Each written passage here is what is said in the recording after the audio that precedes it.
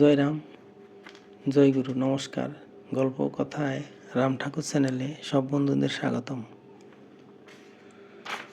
বন্ধুরা, আজ আমি একটি গল্প বলছি ঠাকুর সম্পর্কে। আপনারা দয়া করে শুনবেন। শ্রী শ্রী রাম ঠাকুর জীবের অচ্যুত সখা। তিনি তার আশ্রিতজনকে অবশ্যই রক্ষা করেন।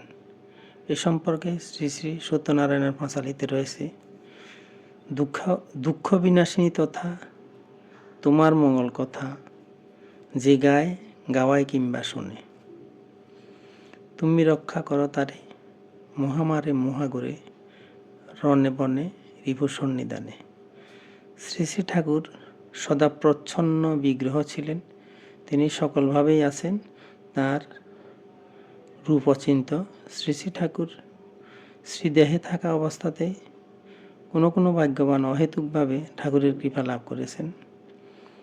এমনই একটি ঘটনা শ্রীযুক্ত যজ্ঞেশ্বর কর্মকার মহাশয় বলেছিলেন। অধুনা বাংলাদেশে সেই সময়ে রাজনৈতিক অবস্থা তেমন ভালো ছিল না। হিন্দু মুসলমানের মধ্যে বেশ জটিল সাম্প্রদায়িক অবস্থা ও কোথাও কোথাও সাম্প্রদায়িক দাঙ্গাও হয়ে গেছে।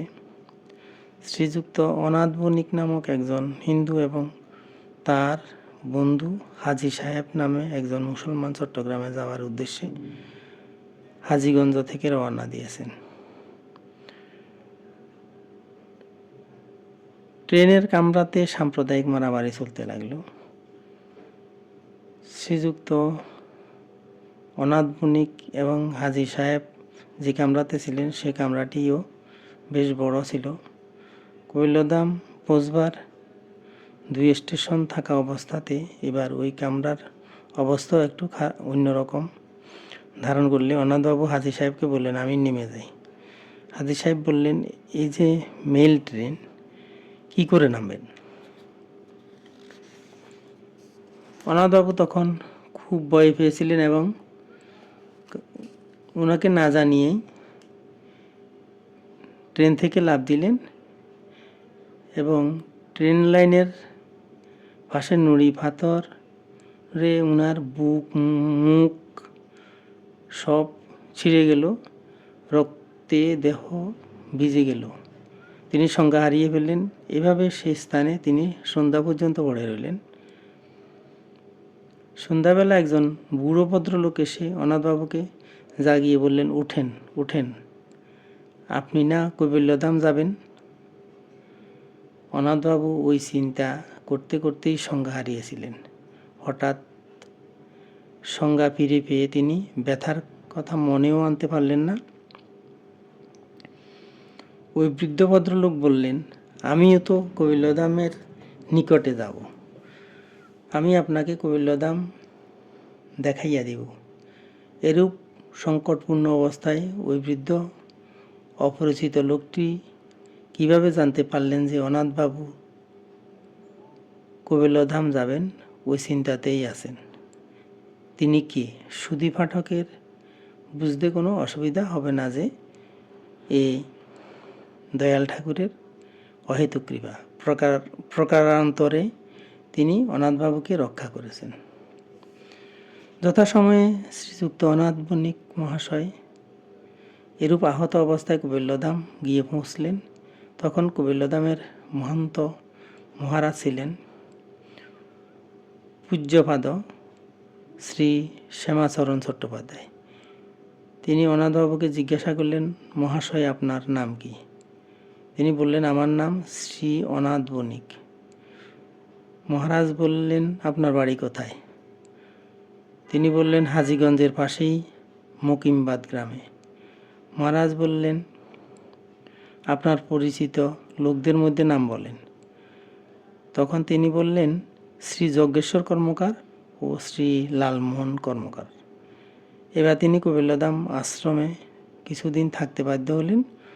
অনাথ সেন নামে একজন রেলওয়ের অবসরপ্রাপ্ত ডাক্তার কৈবল্যধাম আশ্রমে ছিলেন। তিনি চিকিৎসা চালাতে লাগলেন।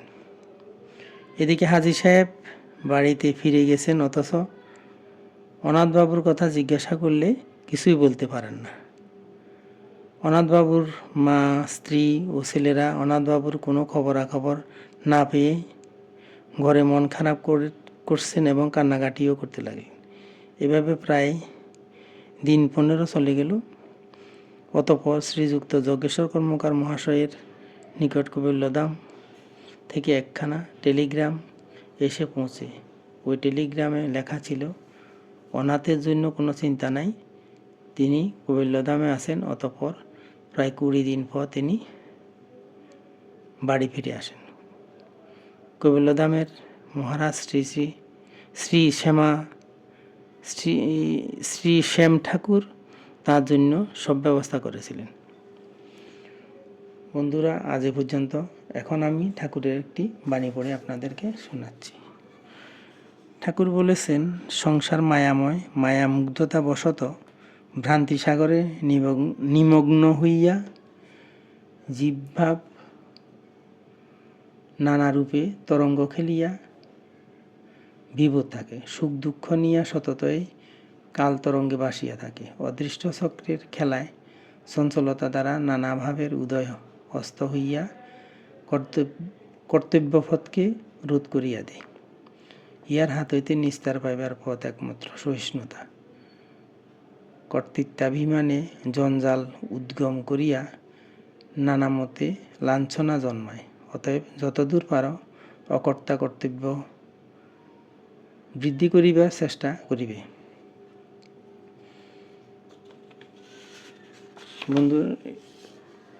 বন্ধুরা, আজ এই পর্যন্তই।